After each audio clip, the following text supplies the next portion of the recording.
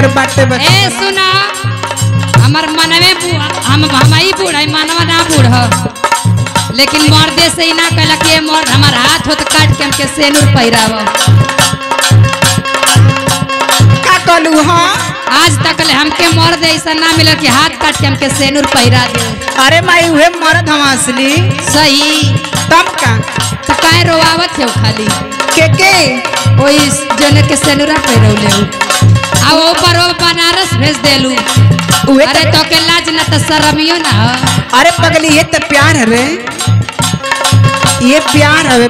फेकल पबारल मार झगड़ा मरिया पिया ले जा चली का बना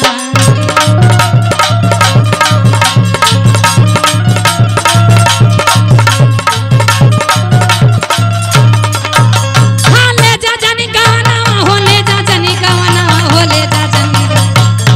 ए पायल जी अरे का हो खाती हो तो एक घर में दूध को खाती हो एकदम। अरे ठे खाते ठे बरादा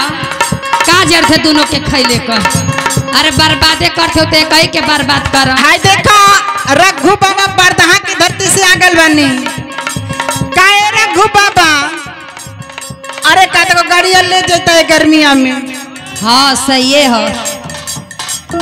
अरे ले जा जनी गवानावा हो ले जा जनी गवानावा हो ले जा जनी खेले खाए उमर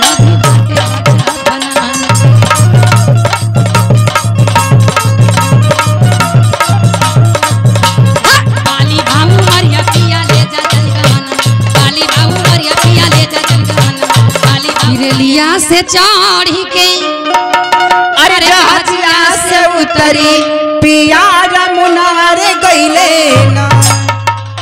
कि पिया रे मुना मारे गईले ना कि हमारा झूलनी के हो करना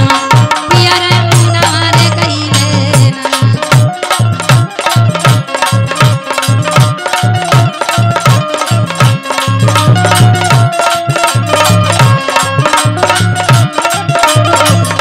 रेलिया से चढ़ के जाओ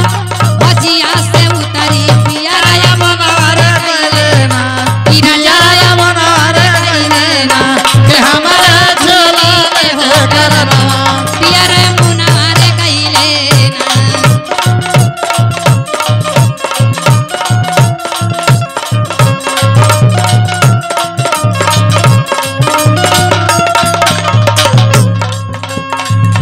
रेलिया न बैरी जा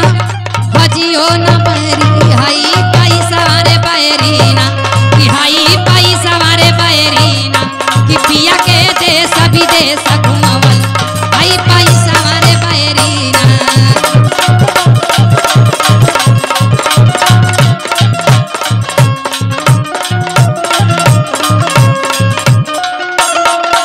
ए सखी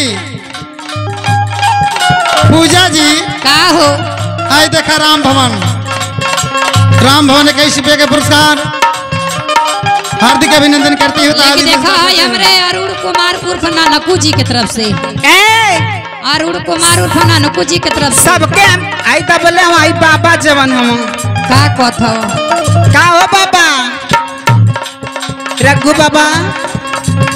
हाय हमरे खैबा की बिहान करबा वो पूरा एकदम नुकसान देखा 11 बजे वाला है तनको देर कैले तो बस आउ जाई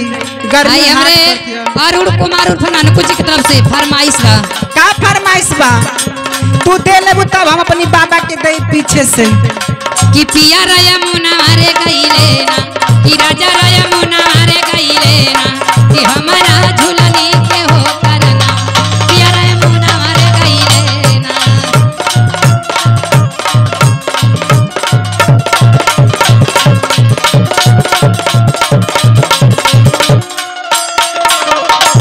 सास नाही